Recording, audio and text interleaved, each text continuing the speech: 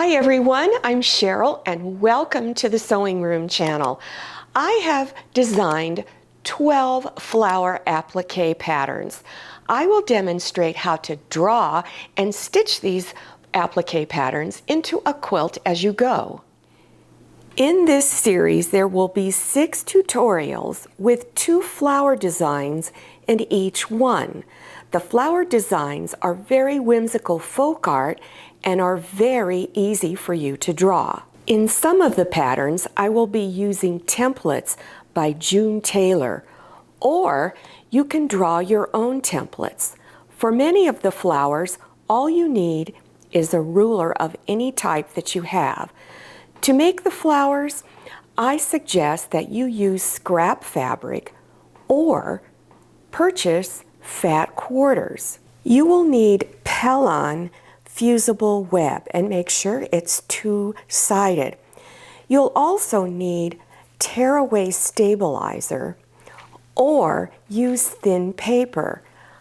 I purchased my paper from Home Depot, or you can get it from Lowe's. It comes in large rolls. You'll find it in the paint department. For all other supplies that you'll need, you'll find a detailed list below your YouTube screen in the description section. Just scroll down, hit on Show More or the down arrow, and you will see all of the supplies listed there. Okay, let's get started. You will need 12 10-inch squares of your background fabric, and this is a suggested layout on how to cut it. You want to keep it folded with your selvage edges together. Make sure this edge is straight, and you're going to move your ruler over every 10 inches and do a cut. So you'll wind up with 3 strips. Then take each of those strips. Here's your selvage edges. Cut those edges off, move over 10 inches and cut, and move over one more time and make your final cut. For the fabric that's for the very back of the quilt as you go, you will need 12 11.5 inches square. So you're going to refold your fabric to where the selvage edges are at each end of your block and it's folded. You will cut this edge straight, move over 11.5 inches. You'll have 3 strips again. Then you will take those and cut them into 11.5 inch squares. In each package of your fusible web, there are 5 sheets that are 9 by 12 inches. In there, once you start looking at the paper, you'll see that it has blue grid lines on one side and then plain paper on the back. And in between the 2 layers of paper is a very thin layer of glue. This is the side that you draw on. These are 1-inch squares. So for this first block, I'm using a June Taylor template that is 5 inches in diameter. So if you don't have these templates, and by the way, you can buy them at Joann Fabrics and Crafts, look for a jar in your kitchen that has a large lid on it that's close to this size. Then on your blue grid line side, you're going to lay it down and you're going to draw around the circle. And then you're going to go over about 3.5 inches from the center. So you're going to go out a little ways from each side of center, and it's about 3 inches apart. Put a little dot here and there. And then you're going to go down 2.5 inches from the very top of the circle. Put another little dot. Then you're going to connect the dots. You're going to draw a line this way and then this way. And you're not going to cut on this side. This is just empty space right here. Then you're going to also need to draw a 1-inch square for the inside of the flower, and just use your grid lines and draw on that. When you go to cut it out of your fusible web sheets, make sure you cut about 1/4 inch on the outside of your drawn lines. So now your 2 pieces should look like this. And before we start doing anything on the fabric, you want to turn this over, both pieces, to the back, and you're going to take just a straight pin like this, and you're going to score the paper on the back. In other words, you're going to put a little tear in it and score it like that on both pieces. Then bend it until a piece comes up, and as you lift the paper off, make sure that the glue, it's very tacky right on that side, is not coming off with it. And do the same thing on your other piece.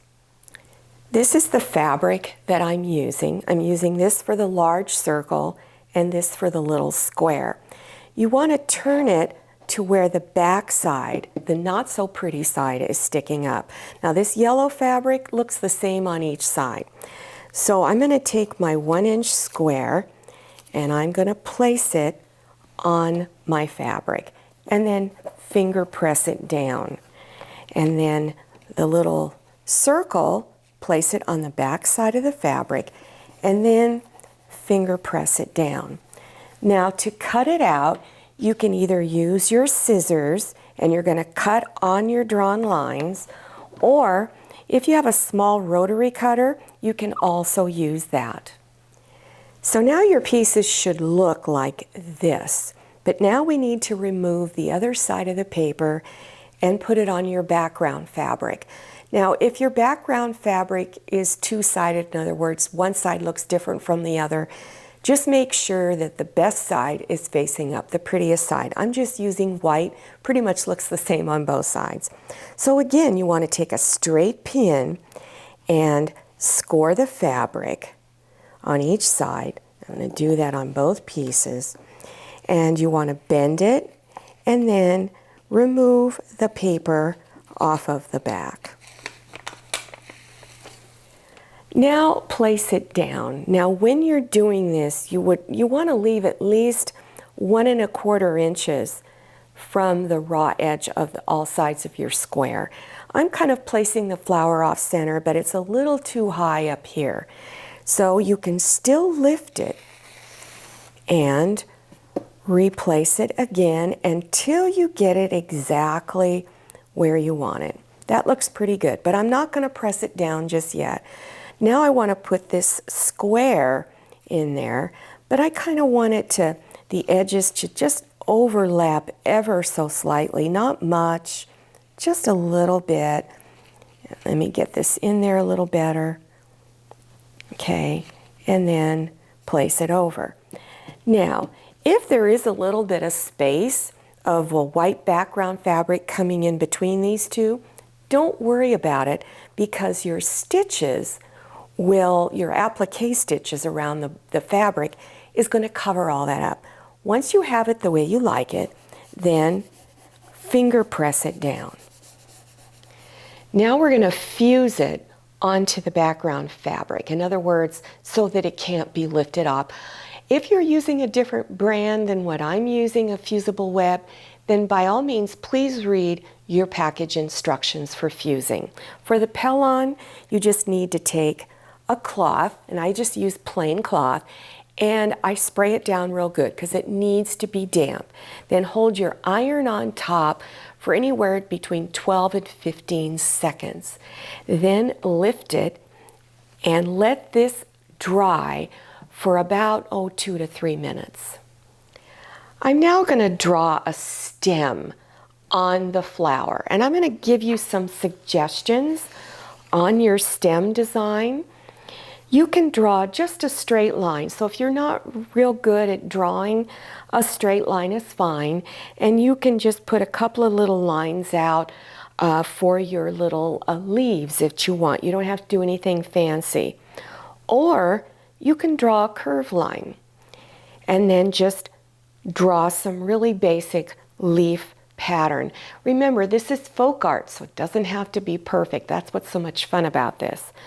Or if you want your leaves to look a little more lifelike, you can draw a line down the center. So I drew just a very simple curve and a couple of large leaves. They don't have to be the same size, they can be different sizes. And I used a fabric marker. You can also use a pencil, but if you use a pencil, make your lines really light because it might show through the stitch line. I'm now going to go over your applique stitches. Now before you do your applique stitches, you want to make sure you put either your tearaway stabilizer or your thin paper underneath your block. I'm going to use a satin stitch in all of my blocks, but you can use other applique stitches. So look at your machine, your user manual, and it will show you other suggested applique stitches that you can do. For my satin stitch, on many of the flowers, I'm going to use 3 different sizes. It'll depend on which part of the flower I'm doing. But for a narrow stitch, it's 2.0 on the width and 0.6 on your length for all of the different sizes. So for the medium one, I'm doing a 4.0 width, and for the large one, I'm doing a 6.0 width. Remember, all of them are set at about 0.6. Test the stitch out on your machine first on some scrap fabric, because if there's too much space in between your stitches, then change the length to a shorter length. Here is the stem and the leaves. I used the wide satin stitch for the stem, and I used the narrow for the leaves. Around the 2 sections of the flower bloom here, I'm going to use the medium.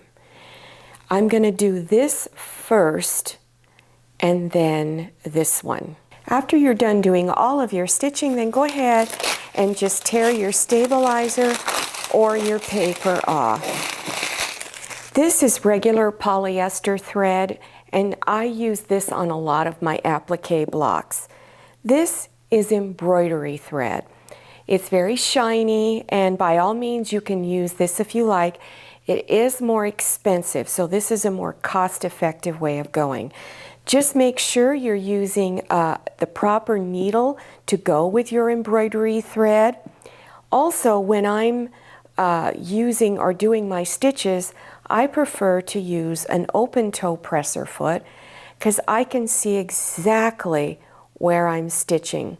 I just keep the very center of the foot right here, right over the lines that I have drawn or the edge of the fabric. For detailed instructions on how to do your satin stitching around your fabric and your leaves, I have a beginner's video that will show you how to do those stitches, and that link will be listed below your YouTube screen in the description section, and it's beginners flower appliques. Here is my fabric for the very back of my Quilt As You Go. I'm placing that down, then my cotton batting, and then my block itself. Your cotton batting, remember, is cut the same size as your flower block.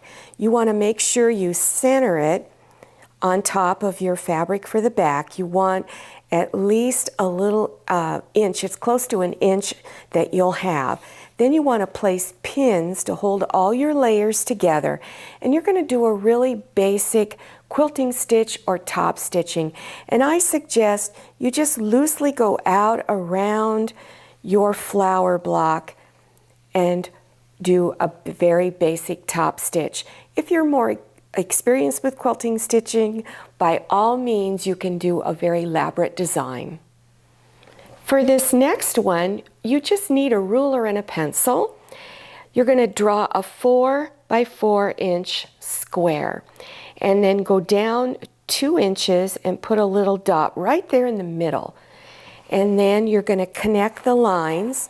So you're going to draw from here to up to the top corner, and the same on this side. Then down here in your 2 corners, on the little 1 inch square there, you're going to draw a line from here to there, and then go over and do the same thing. You're also going to draw a 1 inch square. Then you're going to cut around it, and you're going to leave this open, and you're going to cut this off. And remember, you leave about 1/4 of an inch of your fusible web out past your drawn lines. When you're done, your pieces should look like this. Remove the paper, the white paper, off of the back, the plain paper, and place it on the back side of your fabric pieces. Then go ahead and cut around your drawn lines. You can place your flower bulb anywhere you like on your background fabric, and then again draw any stem and leaf pattern that you like, and again put paper behind your background fabric. Remember, before you do your satin stitch, you want to always fuse the fabric on and then do your satin stitches. The stitching order was the same as the first one. I did the stem and leaves, then I did this little pointed piece up here, and then I went around the edge. And the size of the different stitches were exactly the same: large, narrow, and medium. Then layer your fabrics and do a basic quilting stitch or top stitch to hold all of the layers together. Well, I hope you enjoyed this tutorial, and I hope that you decide to do this Quilt As You Go series. Remember, there'll be 2 blocks in each tutorial, a total of 6 tutorials. All of the supplies in detail are listed below your YouTube screen, how much fabric you need to buy for the back and the front of this quilt. Also the link, remember, if you need help with that satin stitch, that will be listed below also. Now don't forget to follow me on Instagram and check out my Facebook page. Thank you so much for watching. I'll see you next time, and happy sewing. If you like the Sewing Room channel, one of the best ways to show your support is to subscribe by clicking on that red subscribe button and give this video a thumbs up. And don't forget to click on share to share this video with your friends. And make sure you click on the bell so you receive notifications for all my new videos. I'm Cheryl. This is Manny. See you next time.